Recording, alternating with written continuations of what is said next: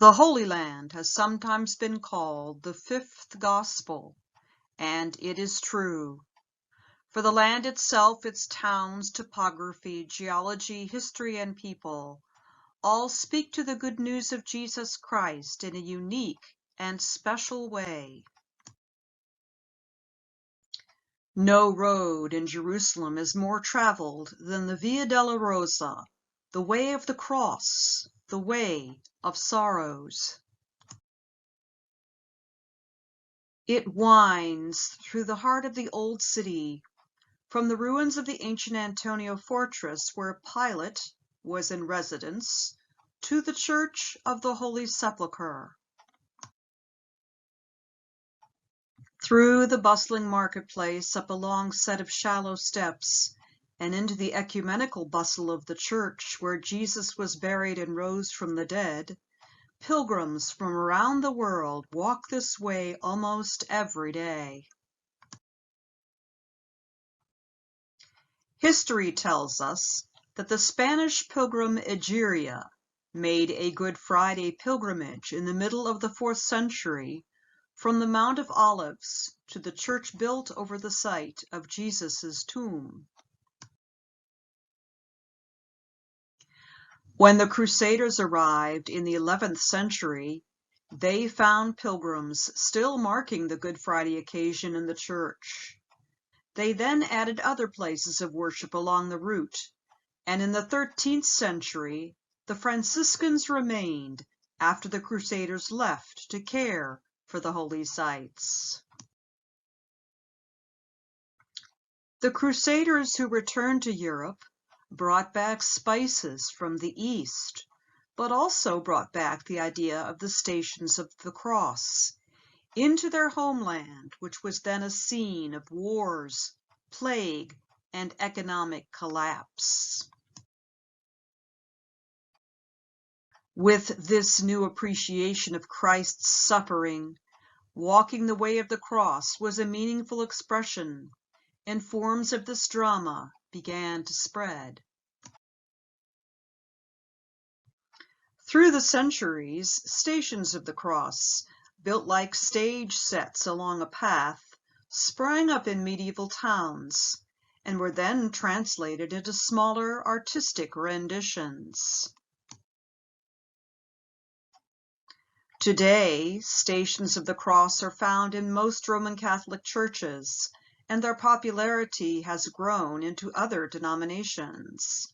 Some Episcopal churches now use them year-round, and pilgrimages to sites of outdoor stations, such as nearby Mount St. Mary's, have become more popular. For any of you who've never paid much attention to the Stations of the Cross, Trinity Episcopal Church invites you to dip into our presentations, which will come to you each week between Ash Wednesday and the Feast of the Ascension in May. While the Stations of the Cross cover the 14 events in the walk from the place of Jesus' judgment to the place of burial, the Christian story, as we know, is much broader. We hope that these meditations, based on pictures from the Holy Land taken by Phil Steptoe, Reverend Anne, and other pilgrims, will provide a way to meditate on the events of the life of Jesus. May your spiritual journey be a place where you find consolation and blessing. Throughout these weekly presentations, you will hear various quotes from the scriptures, especially the Gospels. It is important to note, however, that none of the Gospels tells the whole story, so you will hear various quotes from all 4. I encourage you to read the Gospels yourself, noting the similarities and the differences between them. Each Gospel has its own integrity and gives a truth-filled account. The account of Holy Week usually begins on Palm Sunday, but in order to truly understand the entire scope of his account, we must begin in Galilee on Mount Tabor, traditionally understood as being the Mount of the Transfiguration. Remember, the account of the Transfiguration of Jesus is always the last gospel in the season of Epiphany, just before we enter the season of Lent. It marks a crucial turning point in the ministry of Jesus. Prior to that time, the 3-year ministry of Jesus focused on teaching, preaching, and healing.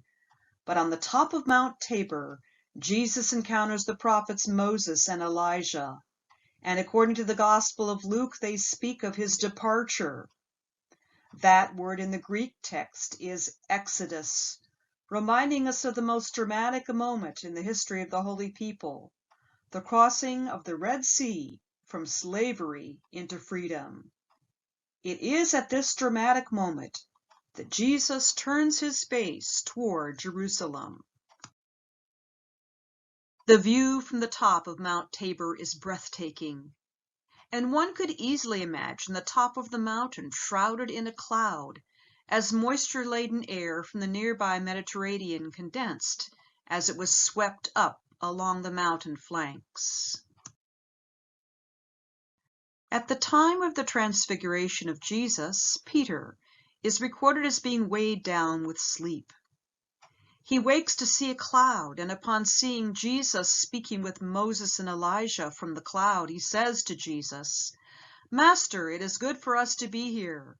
Let us make 3 dwellings, one for you, one for Moses, and one for Elijah," not knowing what he said.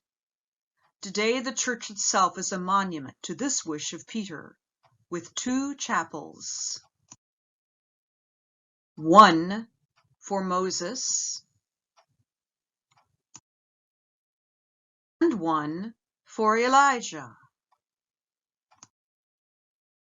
And in the floor of the church, the bedrock is exposed, sheltered by protective glass. Maybe this is the place where Jesus stood in that awesome moment.